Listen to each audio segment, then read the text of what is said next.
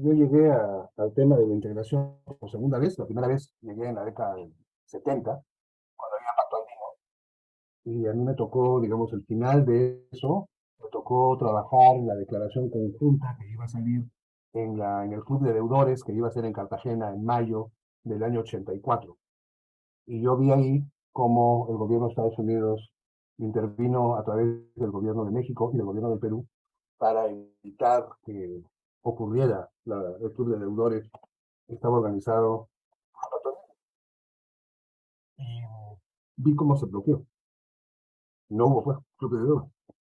Y después me tocó el año 7, eso sí ya fue, porque la vida tiene sus caminos secretos, ¿no? Y yo hice una tesis doctoral tarde en mi vida, la terminé en mayo octubre del año 2006. Y el último capítulo de la tesis doctoral es un diseño de arquitectura regional. Bueno, pasó la tesis, se aprobó la tesis, que yo lo vi, y quién estaba hablando del tema Chávez. Yo llego a Quito, no sé, para la juramentación de Rafael. Cuando Rafael juramenta como presidente, y yo llego a Quito y tengo una reunión con el entonces ministro de Economía, que era Patiño, y nos enseña una propuesta que había hecho Chávez. Yo miré así y dije, no, espérate, de esto sí sé. Así que no, espérate, esto lo podemos ordenar, qué sé yo. Y entonces a partir de ahí seguí el proceso que llevó a la Constitución de la Sur, que fue ahí mismo, a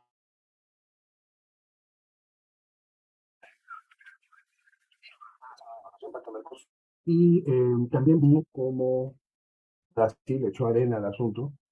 Y también vi cómo cuando se acabó, murió, pues Kirchner murió y Chacho en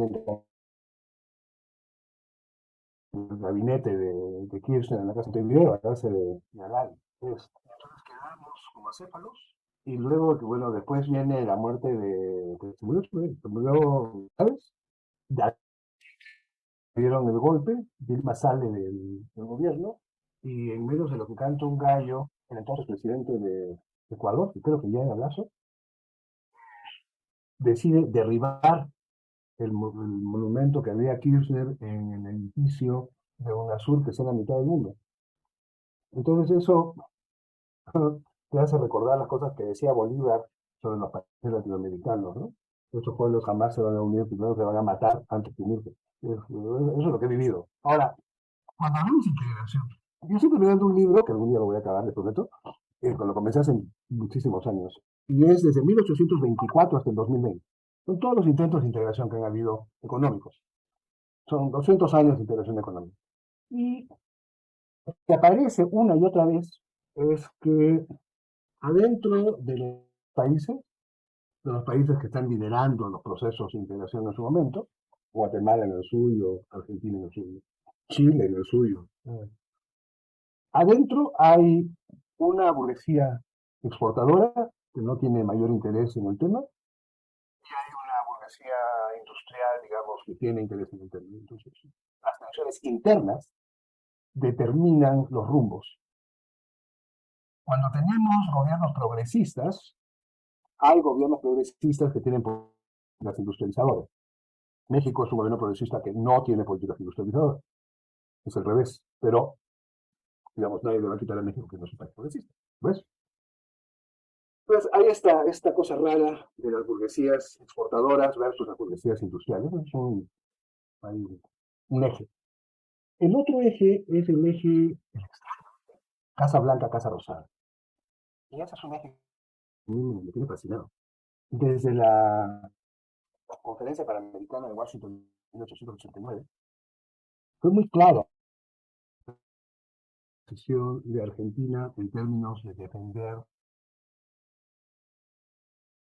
latinoamericana, la posición de Washington, de defender una postura estadounidense. La postura estadounidense termina llamándose el panamericano. Y es básicamente todos nos ponemos bajo el ala de Washington, el dólar como la moneda nacional, y no se crea la OEA, que es la Unión Panamericana. Se crean una cantidad de instituciones panamericanas, Organización Panamericana de la Salud, se hacen proyectos de transporte, el Banco Interamericano se propone ahí. Este banco tiene ciento y pico de años, de la idea dando vueltas. Entonces, las propuestas panamericanas o interamericanas salen de Washington. Y de Buenos Aires salen las ideas regionales. Algunas, otras salen de Río y otras salen de Santiago. Pero en este eje, digamos, Casa Blanca, Casa Rosada, lo que hay es el choque entre el panamericanismo y el regionalismo.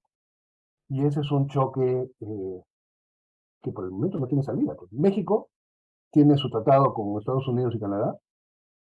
Entonces, cuando México, progresista, dice que promueve la integración, está hablando de panamericanismo. Claro. Cuando Fox va a Mar del Plata, Fox va a Mar del Plata porque en México estaba la sede del, se llamaba ALCA, el ALCA. Eh, Fox era el defensor. Fox estaba enojadísimo con Kirchner y Chávez, muy enojado, de que no se hubiera aprobado la propuesta del ALCA, que tenía que aprobarse en el 2005. Entonces, México ha cumplido un papel raro, porque por un lado tiene ese discurso progresista, pero el otro lado tiene políticas perfectamente alineadas con Washington. Y por otro lado, tiene un papel que es un poco como el de Turquía, ¿no? Esa es la bisagra entre unos y otros, y está un poco acá y un poco allá, y entonces en el bamboleo uno no termina de entender dónde está. Pero en todo caso, ahora, en el 2022, 23, no hay ninguna duda de que México está en América del Norte, que la alianza de México es con Washington, y que no solamente es que solamente el 0.3% del comercio de México es con América Latina, sino que ese 0.3% del comercio es la expresión del interés que tiene México en América Latina. El único país al que el presidente de México va es Estados Unidos. Único. No va a Europa, no va a Asia, no va a ningún lado. Va a Washington. Y tampoco es que va todo el día. Ha ido dos veces. Una vez a verlo a Trump y otra vez a ver a Biden. Esto, digamos, nos regresa al eje Casa Blanca Casa Rosada. O sea, no hay, son dos posturas. Y no hay más posturas, son dos. Y estas dos posturas, yo creo que son antagónicas, que no tienen forma de conciliación y que terminamos siempre atrapados por las alianzas que tienen los centroamericanos, los países de la cuenca del Caribe, no solamente son centroamericanos, también son colombianos, colombianos y venezolanos. Las alianzas que tienen con Washington, ¿no? La cuenca del Caribe es una cuenca que está muy centrada en Estados Unidos y eso tanto sus patrones de comercio, el 80% de comercio con Estados Unidos, como sus patrones migratorios. Ahora yo creo que eso está cambiando, yo creo que con Venezuela eso cambió, y creo que con Colombia, con Petro, eso podría cambiar, vamos a ver. Sería cuestión de que Colombia le dé más importancia a China, porque todo, ahora, cuando hablamos de integración, estamos hablando de integración en el marco de la guerra de las dos potencias. Este es un nuevo marco. Porque antes se hablaba de integración en el marco de la Guerra Fría, entonces, más pro no sé qué, más pro no sé cuánto, te inclinaba más para un lado o para el otro. Pero ahora lo que hay es la guerra de las potencias. Entonces, claramente con México alineado con Washington, Brasil está alineado con China. Y entonces, digamos, cualquier esquema de integración sudamericano va a pasar por los BRICS, que son Brasil, Rusia, India, China y Sudáfrica. El eje Brasil-China-Rusia es un eje muy importante, porque ese es el eje que ha colocado a Brasil en el tapete de los grandes. Y Brasil juega con los grandes, Brasil no juega con los chicos. Lo que vamos a ver es cuáles son los intereses geopolíticos de Brasil. Ahora, ese es un segundo eje, ¿no? El tercer eje, si ustedes quieren, que es un eje menos económico y menos político y más social. ¿Qué es lo que la gente quiere? Yo lo que veo en América Latina, y lo veo en México, es que no solamente que todos hablamos castellano o portuñol, sino que nos tenemos curiosidad. Tenemos historias comunes, tenemos autores que reconocemos como propios, y a nadie se le ocurre pensar que un escritor o Abastos no es. Claro que sí, claro que hay una identidad muy importante sudamericana, como hay una identidad centroamericana muy importante. Yo no sé si se pueden juntar ambas identidades, no sé si se pueden sumar, pero sí creo que hay un esquema centroamericano fuertísimo, que además viene antiguo, porque la primera propuesta de integración fue la Federación Centroamericana en 1824, y los primeros que se le tiraron abajo fueron los salvadoreños, porque no iban a comerciar con Inglaterra. Y yo, ¿sí? O sea, esa fue la primera vez que alguien dijo no. ¿Y por qué no? Porque yo no quiero conversar con Inglaterra, yo quiero conversar con Estados Unidos. Ahí se acabó la Federación Centroamericana. La Federación Centroamericana arrastraba a Nicaragua, pero básicamente eran Honduras, El Salvador y Guatemala. Nicaragua era arrastrada a esa cosa y Costa Rica creo que no tenía ningún, no sé si había población, pero en todo caso la población que había no era significativa en 1824. No se habla de Costa Rica como una presencia política en la época. Entonces tenemos una Centroamérica que desde antes tiene una identidad regional. Y eso lo vivimos en los años de la guerra de la década de 80, ¿no? O sea, había mucha solidaridad, pues todo el mundo se considera lo mismo uno, las guerras eran las mismas guerras, las mismas luchas. Esto,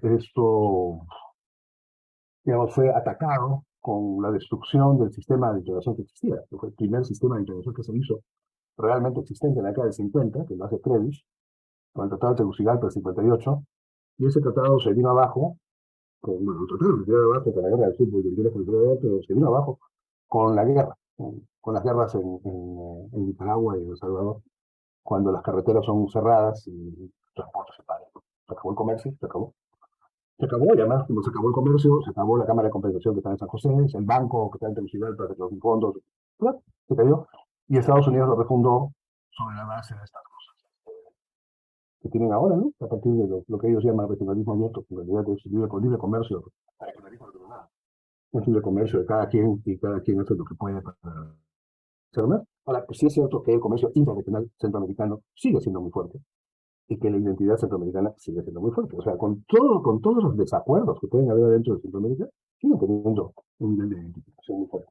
En Sudamérica no es así. En Sudamérica yo creo que hay más discusión. Además, pues, los gobiernos de derecha, como el peruano, por ejemplo, el gobierno peruano que viene siendo de derecha hace unos 30 años, no me acuerdo, 30 años por lo menos, digamos, dependiendo de cómo lo definas, pero del transfugismo de Fujimori electo por la derecha, lo que hemos tenido ha sido un gobierno que sistema contra de todo lo que tenga que ver con integración. Sabotearon UNASUR, el Perú lo saboteó todo el tiempo, no iba a las comisiones, cuando le daban las comisiones, a Perú tocaba ser el secretario de la comisión, no iba, renunciaba, le regalaba la comisión a otra persona. O sea, los gobiernos, las derechas sudamericanas,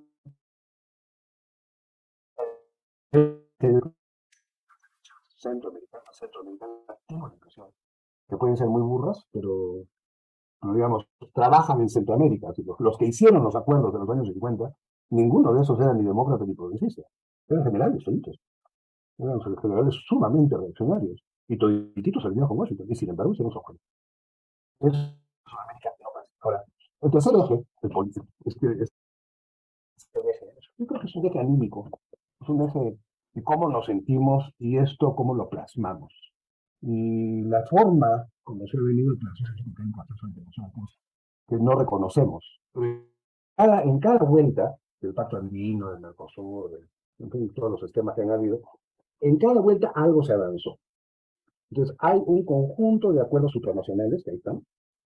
Nosotros todos viajamos con pasaportes que dicen Comunidad Andina. Dentro de Sudamérica con DNI. Todos tenemos libertad y recita de movimiento, aunque no tenemos portabilidad laboral, creo. En todo caso, eso se estaba trabajando en el Pacto Andino, yo no sé dónde va a parar, pero estaba haciendo un proyecto de portabilidad laboral para que tú te pudieras ir a otro país con tus años de servicio en el seguro social y te jubilaras en el otro lado. Bueno, eso yo no sé dónde está. En Europa la portabilidad laboral no existe. Si es que ese es el ejemplo del avance, pues allá no hay. En Sudamérica se trata, vamos a ver a dónde está y quién lo vuelve a tocar. Hemos tocado temas más delicados. Uno de los temas delicados era en qué moneda te pasas de un país al otro. Y eso es porque es costoso. O sea, tú pasas de un país a otro, tienes que salir de tu país en dólares para ir al otro país para pasar a la tercera moneda. Las comisiones que te cobran son una burrada, ¿no?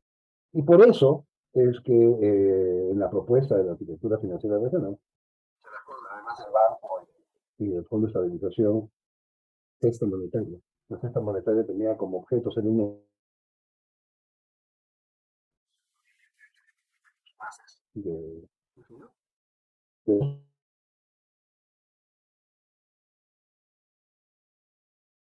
pesos argentinos. Parte de la cesta,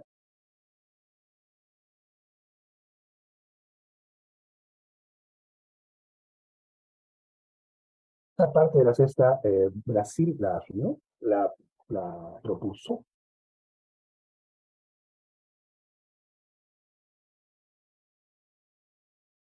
Yo recuerdo,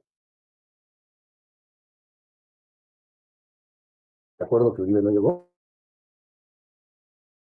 Colombia iba a firmar y me llegó, estábamos todos sentados ahí, bueno, no estábamos sentados, estábamos parados atrás de la mesa porque los sentados de los presidentes, nosotros estábamos al fondo de la sala mirando, pero estábamos todos, los asesores y los presidentes esperando que llegara Uribe para firmar la incorporación de Colombia al sistema de pagos en moneda nacional. ¿Qué tiene pagar en moneda nacional? Que no pagas dos comisiones, no tienes que pasar por el dólar y no tienes que guardar dólares. Y esto, cuando tienes más o menos todas las economías con tasas de inflación más o menos establemente,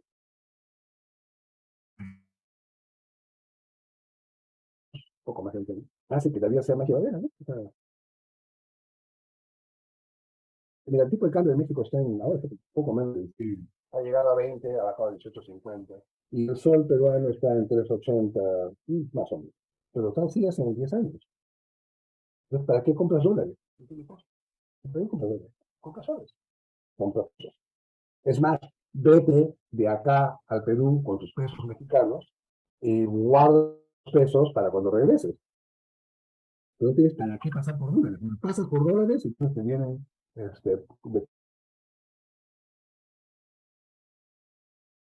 sumar 3,5, 4 o 5%, ¿no? Depende de la clase de cambios y además los tipos de como los de deporte, ¿no? Son humanos.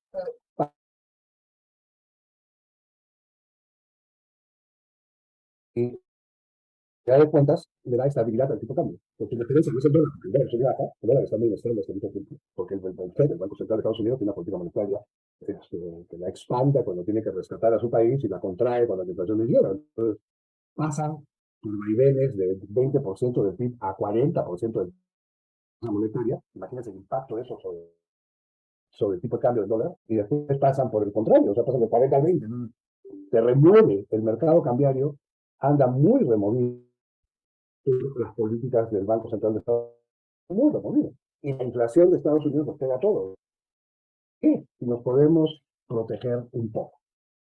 No nos podemos proteger mucho porque con muy poco. El país que comercia,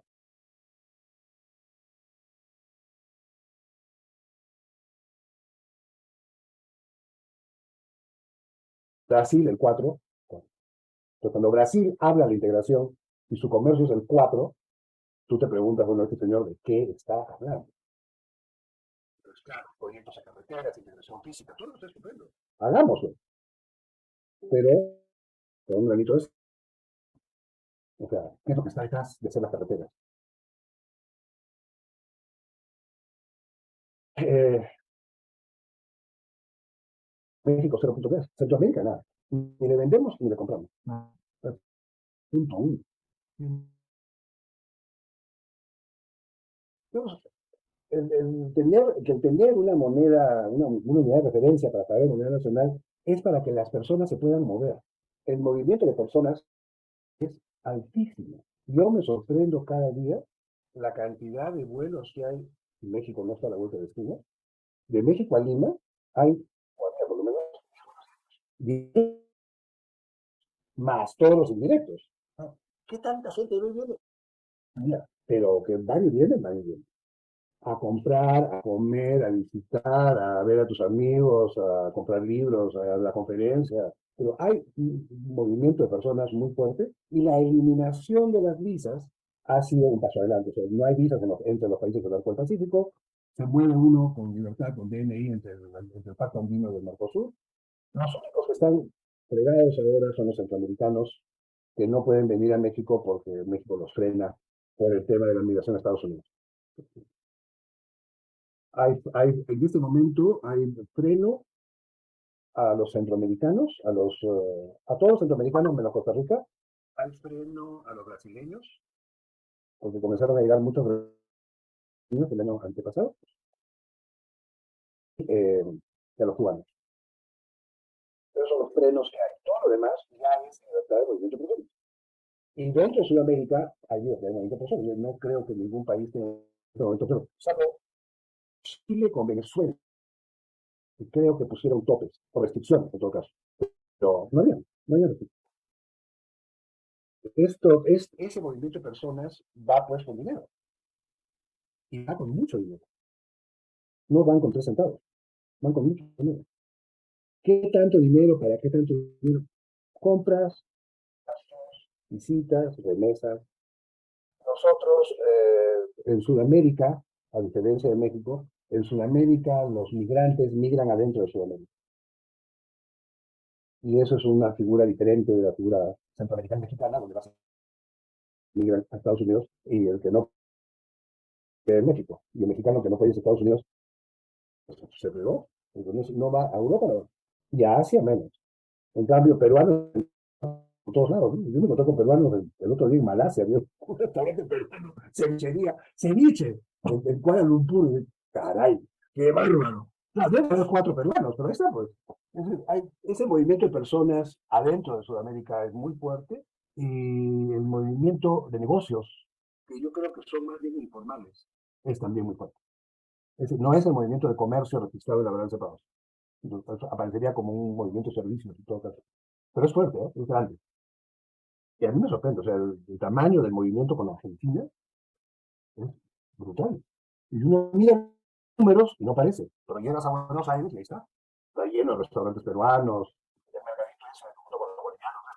O sea, hay un proceso de integración en curso. Y lo otro que hay es una reconstitución, un reagrupamiento, a través de Claxo en particular, del pensamiento latinoamericano. El pensamiento latinoamericano había desaparecido a partir de los recortes presupuestales en las universidades en la década del 70 y el recorte de fondos de investigación en la década de los 80. Entonces, sin fondos en las universidades y sin fondos para investigación internacionales, lo que quedó fue el mundo de las consultas,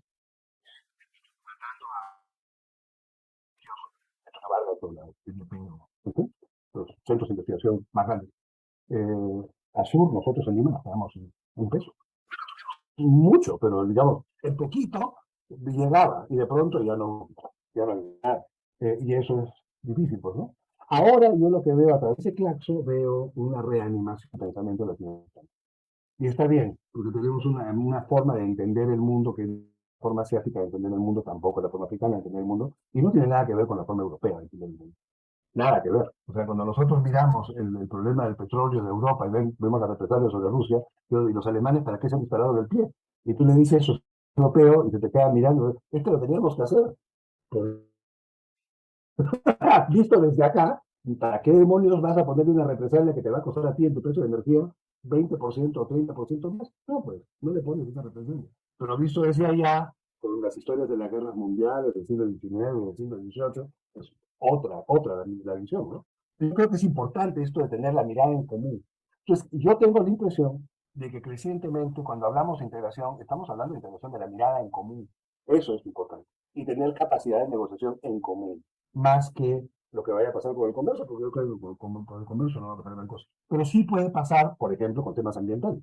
Pero todo lo que tiene que ver con la Amazonía, que convoca a un montón de, no sé, son 5 o 6 países que están en la frontera, yo creo que lo convoca efectivamente, yo creo que eso es positivísimo, porque eso me lo une. Eh,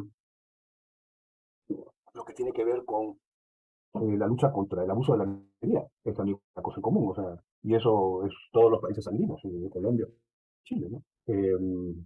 Bueno, eso es un problemón, que enfrentados en conjunto, la sociedad presiona y las políticas salen más o menos combinadas. Hay un papel para la sociedad civil ahora integrada, distinto de cuando vino en el año 69. Eso es creo que lo más importante. Pero cuando yo veo que el Senado Social se pronunció, no sé qué, o el otro, eso se puede hacer, o sea, eso es posible. Ahí sí sale. Y ahí, bueno, va el Perú con sus posiciones de extrema derecha, como siempre, y todo el mundo la pelea, pues, ¿no? Bien apaleados, pues, pero está bien, se puede. En otros foros más económicos eso no se puede, porque no progresa, pues, porque no funciona. Pues. Si tú apaleas a uno, se planta la negociación, se para todo. Entonces, yo creo que en todo caso, el proceso social seguirá yendo por el... Yo no tengo, desde el nacimiento hasta la muerte, no tengo mucha expectativa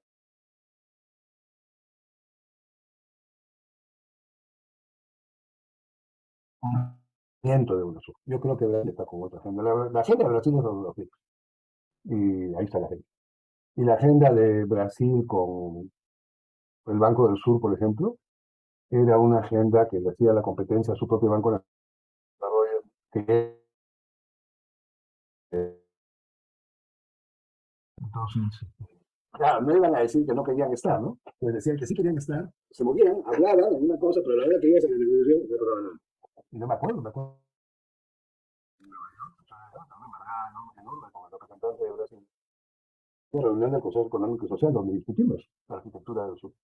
Me dijo, ¿para qué si ya tenemos todo? Dice, porque no tenemos todo. Claro, yo no estaba pensando en vender, yo estaba pensando en la CAF y en el FLAR. Y no, pues él estaba pensando en el BNDES y los créditos que da a los países que estaban construyendo con el IRSA. Entonces, tienen otra óptica, pues es otra mirada. Pues eso es lo que les puedo decir sobre integración en 200 años. Y lo interesante, cada tanto alguien sale con la idea y cada tanto esta idea es agarrada, discutida, y luego se cae, y luego silencio durante un montón de años, ¿no? Otra vez alguien sale con la idea y vuelta. Pero cada vez que sale de vuelta, aparece como una nueva idea, como si no hubiera la historia que ya hay. Y eso, esa parte a mí me da la sensación de que no se puede, pues, ¿no? O sea, si tú borras la historia, no puedes construir. Después, yo estoy trabajando, yo entré al tema de integración después de que se cae UNASUR. Estaba en Inglaterra, de profesor visitante, y lo que leer a la Biblioteca Británica. Veo que hay un documento de Naciones Unidas, de la Liga de las Naciones, de 1946, sobre uniones aduaneras. Y entonces, estas cosas que uno hace en ratos de ocio, tráigame eso mientras leo esta otra cosa, tráigame eso para entretenerme, ¿no? Bueno, pues a las 5 de la tarde se lo tengo, ¿no? A las 5 de la tarde. Y yo dije, ¿qué es eso? Entonces le escribí de correos electrónicos a Alfredo Guerra Borges, que era en ese momento la persona que más sabía sobre integración en América Latina, y a Antonio Gasol, que era el otro, que más sabía que tiene los dos, que tienen tremendos libros sobre el tema. Y le digo, ¿qué saben de esto? Y me contestan, nada. Entonces me puse a investigar. Pues resulta que hubo en el año 41, primera conferencia bilateral de los países de la cuenca Lata que termina el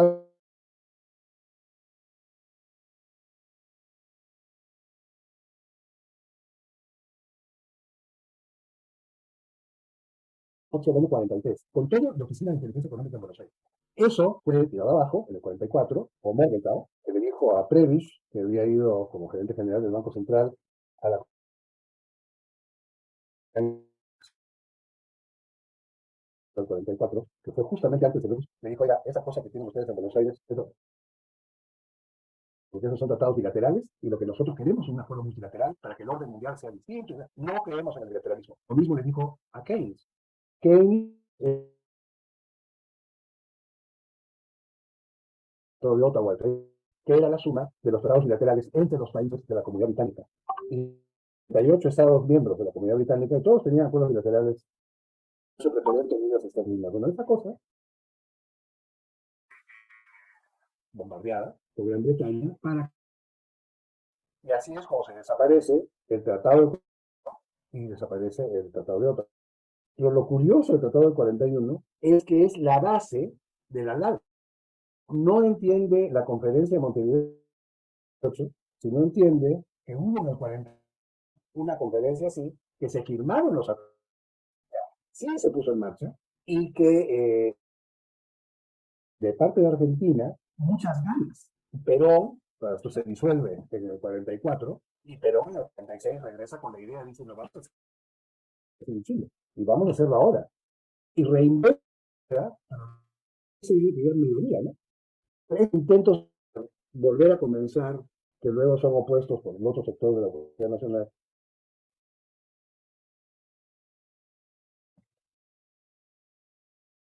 Es difícil cuando uno ve las dinámicas, cómo se conjuga la presión internacional, en el caso de la Conferencia Internacional, o se conjugan presiones internas. O sea, cuando a Portales lo matan en el 30 y Chile, una de las razones por las que lo matan es porque Portales lo que quería era un.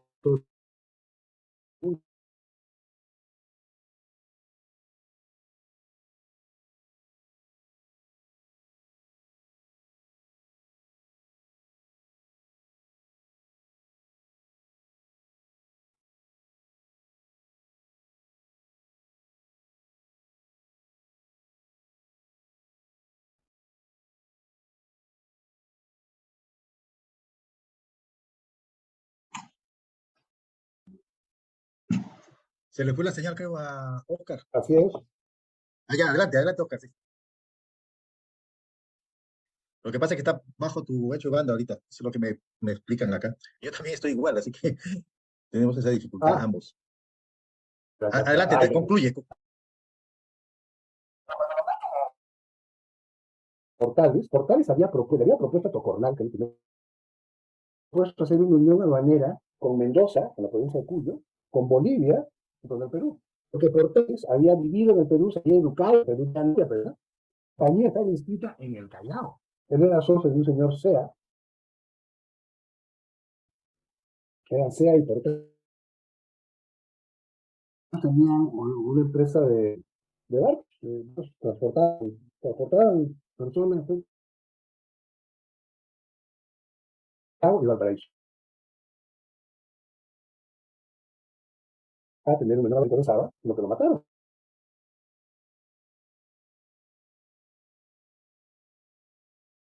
Y las contradicciones dentro de la policía. ¿No? De manera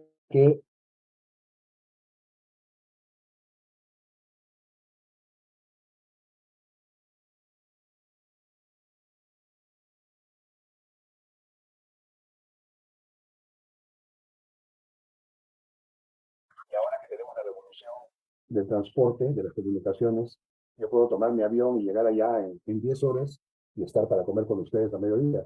Y le contestan supercasores, hagámoslo, hagámoslo. ¿Qué estaban haciendo ellos? Estaban remedando una iniciativa que se convirtió en una apuesta que hizo Aristide, la Liga de las Naciones, para hacer una Unión Europea. De Aristide del año 29 para hacer una Unión Europea, una Comunidad Europea, perdón, se estaba convirtiendo en una propuesta real en el año 32, cuando Briand muere. Y Briand muere y se acabó. Ahí se acabó la idea de una comunidad europea. ¿Cómo les digo? Los procesos de integración van y vienen, están muy sujetos a quien lo lidera y tiene que haber alguien con muchas ganas. Si no hay alguien que tenga muchas ganas, fíjense,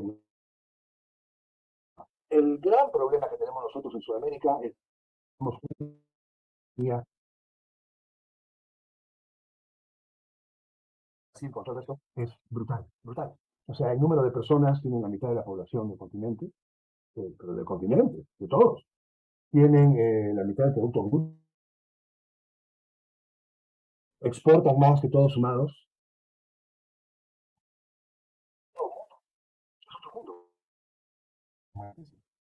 Pues claro, se voltean y miren, y ¿con quién?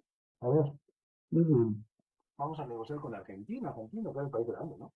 Argentina, con 55 millones de habitantes, ¿no? 180 millones de habitantes, vamos a negociar con Argentina, la cuarta parte de nuestro país. Y tienen un PIB que suma, ¿cuánto que suma el PIB de Argentina? No, el PIB de Brasil. A ver, pues sentémonos. Pues, ¿con quién te estás sentando? Ya, eso es Argentina, que grandote. A ver, siéntate con Bolivia, Ecuador. Y Colombia grandote. Sí, también tiene 50 millones de habitantes, pero como Argentina. Ventajas proporcionales. Nada, pues. Y por eso los procesos de integración tienen que ser sumados, ¿sí? Sumarse. Y hay que sumar. y hay que ir a negociar con los grandes, los chicos tienen que juntarse a negociar con los grandes. Ese es mi argumento con Correa todo el tiempo. Si no vamos todos juntos, los chicos contra el grande, no vamos a negociar nada. Y esa fue la idea con el Pacto Andino y hacer la negociación Pacto Andino-Mercosur, pero Brasil no quiso, ¿no? Hay que ver, hay que ver. ¿Y por qué no quiso Brasil? Porque Brasil protege su población industrial. Y nosotros ya nos abrimos completamente, no hay, la población industrial no existe más. Entonces, digamos, eso es el mapa donde estamos ahora parados en términos de integración. Es un mapa nuevo, muy nuevo. Eh, Insisto, creo que lo realista ahora es avanzar en lo que y con lo que tiene que ver con la educación, sobre todo, educación, libros, movimiento de libros, arte, cultura, conocimientos, integrar la visión. Una visión integrada nos permite hacer cosas, aunque la economía no esté integrada. Y ahí sí podemos hacer cosas con México. Ahí sí. Que en México es muy claro, hay dos tipos de miradas, ¿no? Hay una mirada estadounidense colonial y hay una mirada latinoamericana genuina, pura. Y eso es importantísimo. O sea, México ha producido al de Pueblo CE, ha producido gente así. Y es un buen país para trabajar. O sea, es un país donde hay recursos, hay fondos. Este gobierno ha cortado muchos fondos de investigación. Todavía hay fondos. Y no hay mal que dure 100 años. Vendrá alguien que crea que hay necesidad de investigar. Pues ahorita no. Eh, pero yo creo que es eso, ¿no? Hay que trabajarlo por ahí. Y hay que pensar todo lo que se pueda negociar globalmente, los derechos del mar, derechos del aire, todo lo que se pueda negociar entre los países que no sea directamente vinculado a la política económica. Y no es negocio. Porque dicen, no, es que tendríamos que tener, ¿no? Lo que tiene Indonesia, que es un impuesto a las exportaciones primarias para industrializar. Y todos tendríamos que tener eso. Sería lo óptimo. Bueno, tú eso ya se lo puedes poner a Ocampo. Ni siquiera en Colombia. O sea, no te van a decir, no, pues yo hago esto y se me tiran encima a todos. Lo cual es cierto. Todo el mundo se va a tirar encima. Los indonesios se quejan de que los pero si no hacemos un esfuerzo político industrial, no vamos a tener empleo. Si no tenemos empleo, vamos a seguir teniendo revueltas, porque lo que tenemos en este momento es la evidencia de que el 20% más pobre sigue teniendo menos del 10% del ingreso nacional, que el 1% más rico tiene el 30% del ingreso nacional, pues sigue siendo así. Y se ha acentuado, es más, en la parte de arriba. Y lo otro que es cierto es que no hay empleo para más de la mitad de la población en prácticamente ningún país. Hay empleo para el 40%, 45%. El sector informal es el 60, 65, 53. En ninguna parte tú tienes un sector informal que es el 15, 20, no. El grueso de la población no tiene, no solamente no tiene empleo, no tiene protección social. Y tendríamos que tener protección social. Y además tendría que ser una protección social regional, como tiene Europa. Porque entras al hospital y entras al hospital porque entras al hospital. No porque eres de la nacionalidad tal o cual, sino porque ahí está el hospital y tú lo necesitas. Así es como tendría que ser. Pero eso implica poner dinero en salud en serio. Y en países como Bolivia, Bolivia ha mejorado montones en los últimos 16 años. Pero Perú, Ecuador creo que también ha mejorado. Donde no hay infraestructura médica por todo el país, ¿no? Se necesita allí, que Paraguay se necesita allí, pero tener infraestructura médica por todo el país y que sea para todos. El que llegue con su DNI de países vecinos, pues llega con eso. El que no, que pague su cuenta, ¿no? Pero integrar eso, integrar la salud, integrar la educación, integrar la mirada. Entendamos juntos. Yo creo que ese es el camino para adelante. Esa es, digamos, un poco la idea de Bolívar. Ya que la parte militar no se podía, la parte de hagámoslo juntos, joder, con Congreso Antiquiónico. Porque creo que lo otro es muy difícil. Yo lo dejo ahí para conversar